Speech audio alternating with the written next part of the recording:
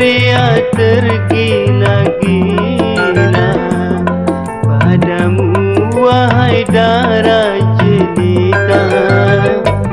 Banyak pria yang mengharapkan cintamu, wahai darah jelita.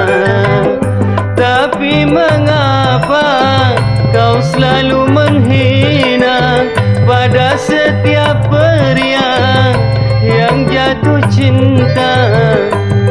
Mungkin engkau merasa bangga karena parasmu yang jelita.